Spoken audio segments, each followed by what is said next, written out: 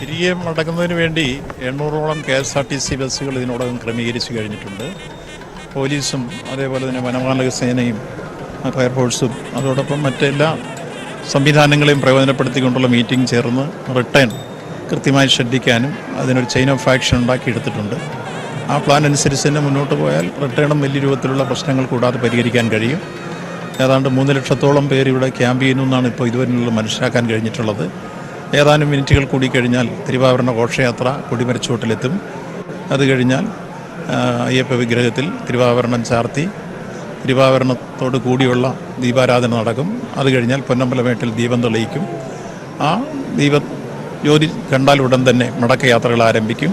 അതിനുള്ള ക്രമീകരണങ്ങളും പൂർത്തിയായി കഴിഞ്ഞിട്ടുണ്ട്. ഇതുവരെ എല്ലാ കാര്യങ്ങളും ഭംഗിയായി ഫലപ്രദമായി വിജയകരമായി നമുക്ക് പൂർത്തിയാക്കാൻ കഴിഞ്ഞു. തുടർന്നും ബാക്കിയുള്ള കാര്യങ്ങളും അതുപോലെ തന്നെ പൂർത്തീകരിക്കാൻ കഴിയുമെന്നുള്ള പ്രതീക്ഷയിലാണ് ക്രമീകരണങ്ങളെല്ലാം ഉറപ്പാക്കി കഴിഞ്ഞിട്ടുള്ളത്. കഴിഞ്ഞ വർഷത്തിനെക്കാട്ടിലെ ലക്ഷക്കണക്കിന് ആൾക്കാരാണ് ഇത്തവണ വന്നിരിക്കുന്നത്. അപ്പം പക്ഷേ ദേവസ്വം ബോർഡ് കൃത്യമായ ഇടപെടലുകൾ നടത്തി. ഏറ്റവും പ്രധാനപ്പെട്ട ഇടപെടലുകൾ എന്തായിരുന്നു? എല്ലാ ഇടപെടലും സംസ്ഥാന ഗവൺമെൻറ് ഇതിനോട് വേണ്ടി 7 കേന്ദ്രീകരിച്ച മീറ്റിങ്ങുകൾ വിളിച്ചു.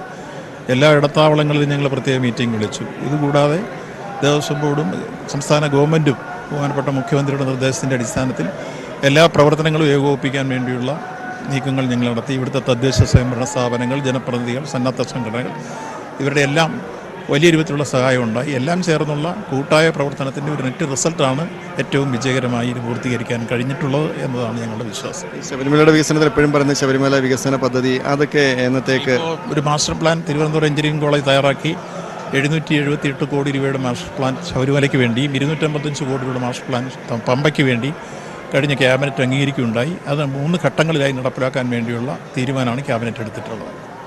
ഓക്കെ, എന്തായാലും തിരിച്ചു പോകുന്നവർക്കുള്ള എല്ലാ സൗകര്യങ്ങളും ഒരുക്കിയിട്ടുണ്ട്. സംതൃപ്തനല്ലേ? യെസ്, 100% സംതൃപ്തിയാണ്.